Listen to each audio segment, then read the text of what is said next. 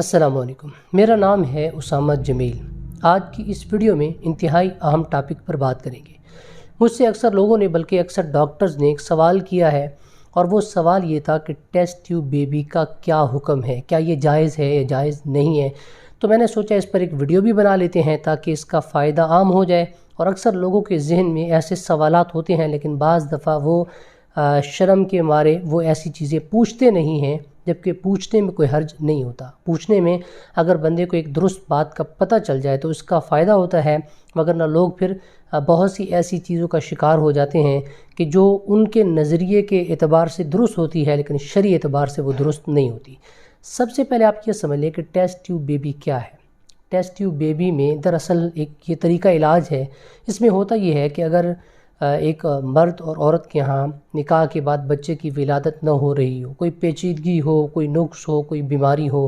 جس کی بنا پر ان کے ہاں عورت کو حمل نہ ٹھہر رہا ہو کہ مرد کے سپرمز عورت کے ایگز کے ساتھ مل نہ سک رہے ہوں، تو ظاہر بات ہے اس کے نتیجے میں بچے کی ولادت نہیں ہو سکتی، اور وہ جو نطفہ قرار پاتا ہے اور وہ حمل کی شکل اختیار کرتا ہے تو ایسا نہیں ہوتا۔ تو اس کے لیے پھر ٹیسٹ ٹیوب بیبی کا استعمال کیا جاتا ہے کہ مرد کے سپرمز اور عورت کے ایگز کو لیبارٹری میں لا کر کے ملایا جاتا ہے، اور پھر اس کو عورت کی رحم میں رکھ دیا جاتا ہے، اور اس کی پھر نشو و نما ہوتی ہے اپنے اعتبار سے، اور 9 یا 10 ماہ کے بعد اس عورت کے ہاں بچے کی ولادت ہو جاتی ہے۔ یہ ایک طریقہ علاج ہے۔ تو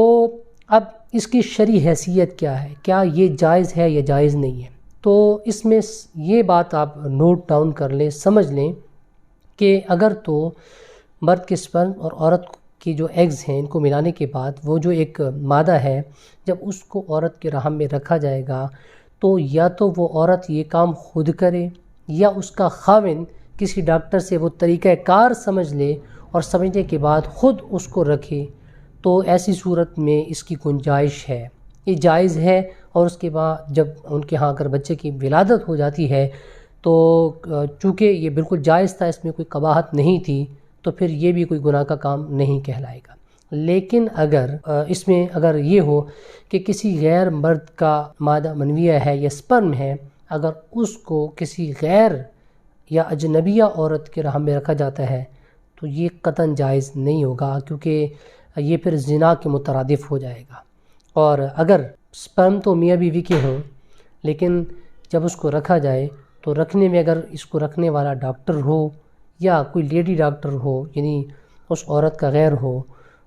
تو ظاہر بات ہے یہ بھی پھر شرعاً اس کی گنجائش نہیں ہے کہ بلا ضرورت اور بنا کسی مجبوری کے، کسی ایسی مجبوری کہ جس کے علاوہ کوئی چارہ کار نہیں ہے، تو اس کی بھی پھر شریعت میں گنجائش نہیں ہے۔ یہ پھر گناہ کا کام ہو جائے گا، اگرچہ وہ سپرم ہے تو اس کے خاوند کا، لیکن رکھنے کا یہ جو عمل ہے یہ چونکہ ایسا ہے کہ جس کی شریعت میں گنجائش نہیں ملتی۔ شریعت کے اندر بہت سی چیزوں کی گنجائش ہے، مل جاتی ہے،